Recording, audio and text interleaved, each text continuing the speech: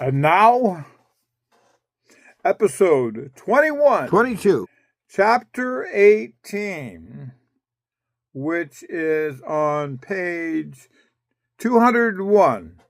Chapter 18, page 201, Babydoll's Airtrain, episode 21, 22. starts now.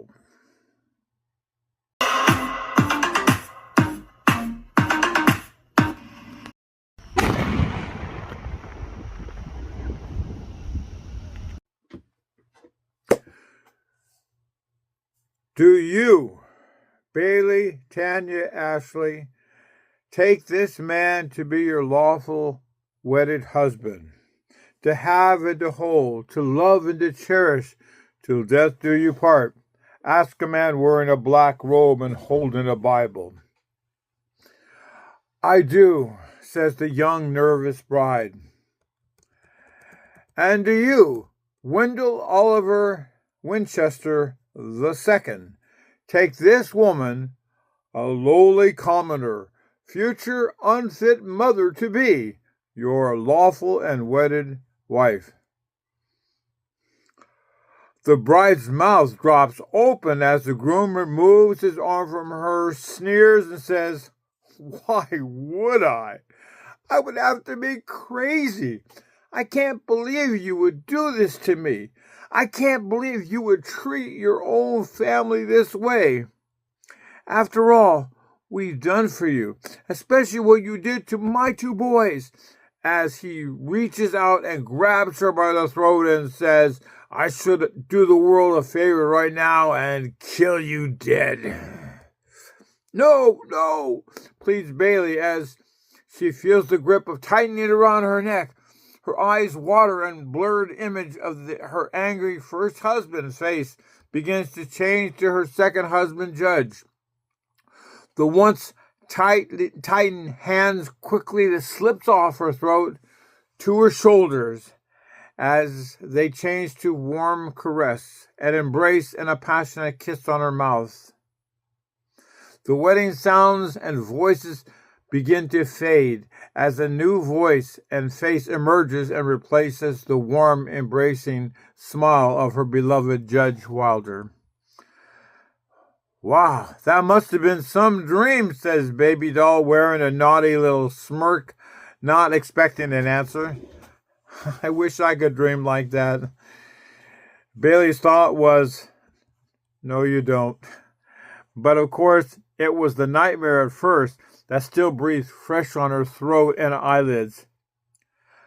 "I thought you were going to reach out and kiss me there for a second," replies Babydoll with a blush.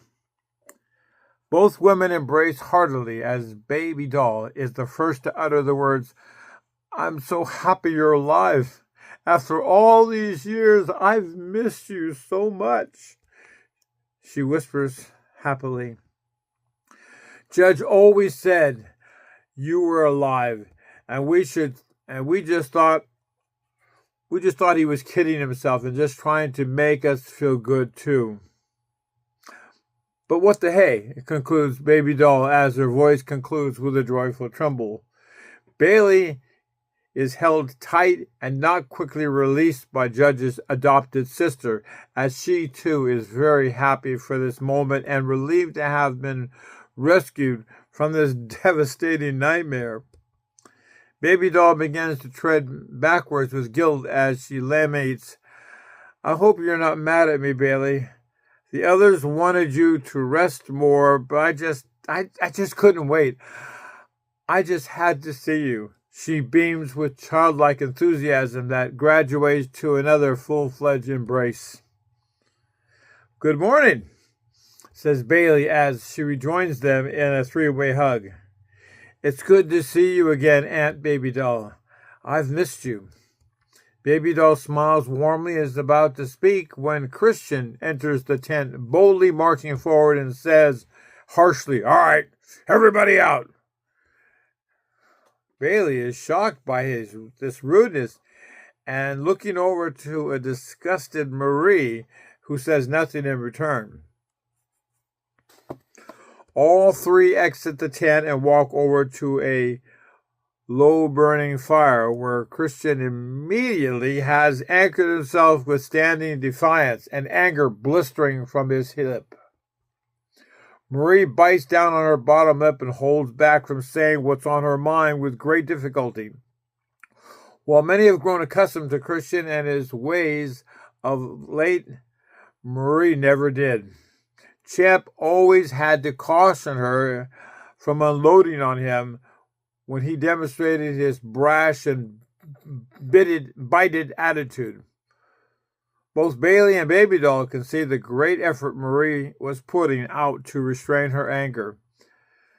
Babydoll's warm, sweet disposition goes cold and quiet as Christian enlists the aid of Champ to lower the tent and wrap it up. The look of Christian spurs them to help picking up the remaining gear and picking up for a haste departure. Champ uses his powers as aquaforce and pulls water from the small creek, streams over, and puts out the fire and smothers it out of existence. Champ is momentarily surprised at the look of Christian's face. He can only deduct that he either had forgotten he had his power back or had forgotten what it was. "Follow me," says Christian tersely as he begins to descend down the hill, a different way from which they had arrived. Champ, Marie, and Babydoll and Bailey follow single file and complete silence. Bailey begins to wonder what is next with this man who is becoming an enigma to all of them. After about 5 minutes of walking, they come to an open area where what looks like a tall train or trolley and parked along with 3 tall boxcars that range from 10 feet high to 20 feet.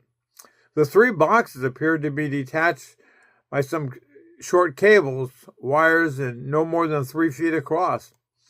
Christian Shark moves to the middle of as the boxcar door slides open from both sides, similar to that of a freight train. A small stairway of 5 steep steps lowers itself to the ground, along with a metal handrail to help steady the 5 passengers' entrance. Babydoll quickly searches in line and Bailey as it is about to enter.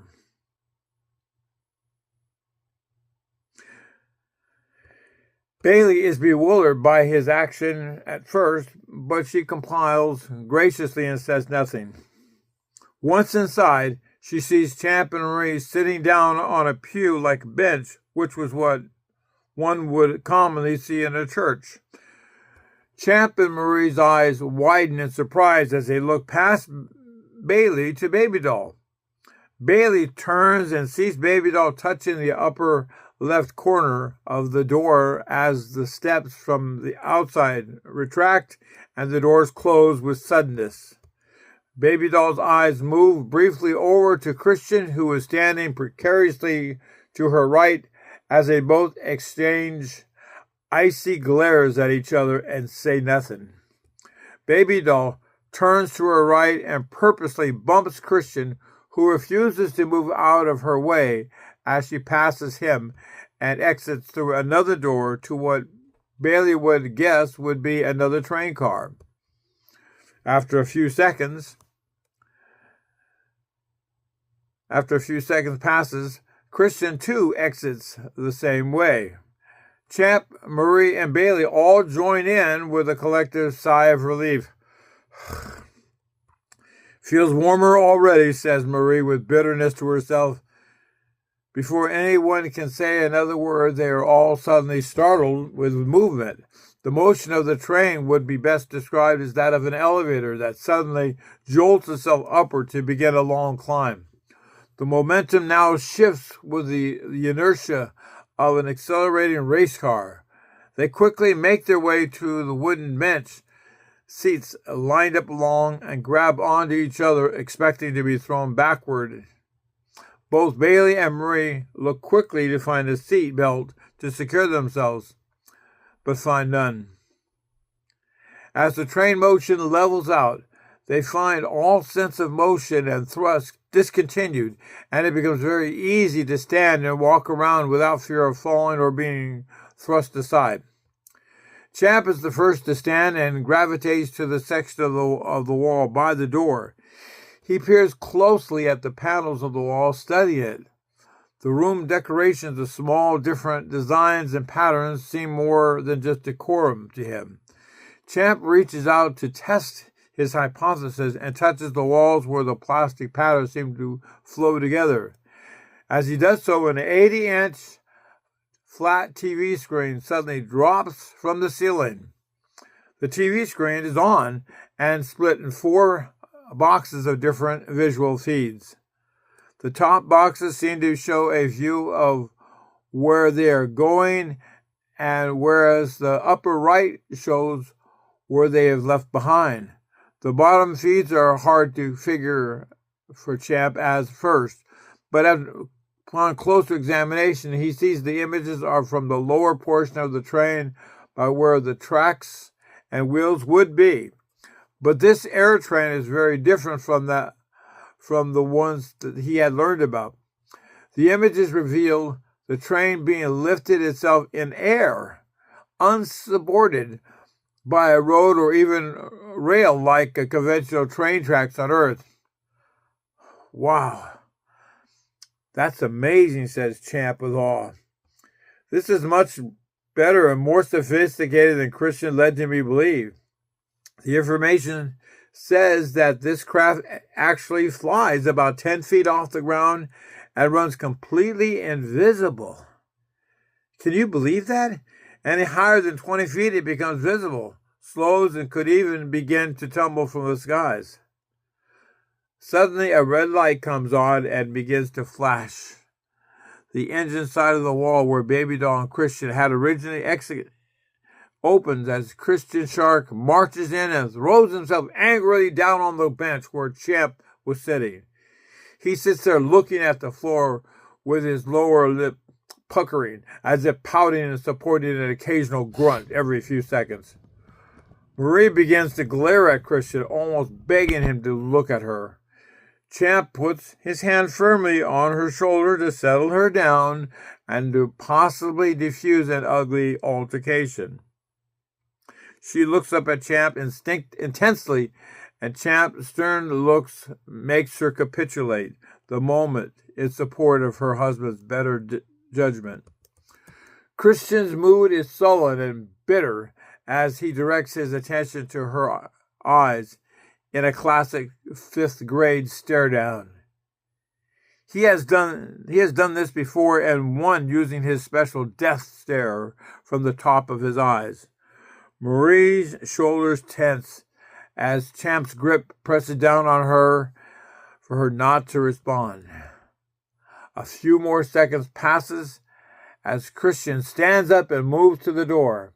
He stops, facing the door, and reaches up and touches and opens the door. His face is hard pressed and suffused. He turns to face a sitting Marie and says, "Babydoll wants to talk to you. Snap to it," he says, as we're not going anywhere until you get up there and sit with her. Marie slowly rises, never blinking, and walks straight past him and doesn't say a word until she reaches the door and goes inside the doorway. But before she leaves, she turns to him with one last verbal jab as she says acrimoniously, "I don't blame her for not wanting you up there. You've never..." Maria is suddenly cut off as Christian reaches for the top of the door and pushes it closed on top of her in mid-sentence. He exhales and says to Champ, "Sorry, Champ, nothing personal. I'm just having a hard time with women these days. They don't seem to understand me. At least most women." He concludes with a little flirtatious look at Bailey. This is something that catches Bailey by surprise as he continues to cross the line with her. Bailey is more confused by this attention than flattered. After all, this is Babydoll's husband, or at least it her ex. And the one bit of reality that has not escaped herself is the fact that she's really a 60-year-old woman and married. And even if Judge is dead, she is not ready to have another man in her life. But things are quite different for her and others of them. Physically, she looks and feels like she's 30. But her mind is still one of a mature woman. She was a woman that did not fool around even when she was young and available. Bailey is nonplussed and perplexed by this man's constant flirtation that but keeps asking herself, what's wrong with him? The story continues next time on episode 22. 23. Let's find out what's wrong with Christian on the air train. So stay tuned. Thank you, and be sure you subscribe and don't miss an episode. If you're not sure where you are, go back and start again. Thank you for watching this.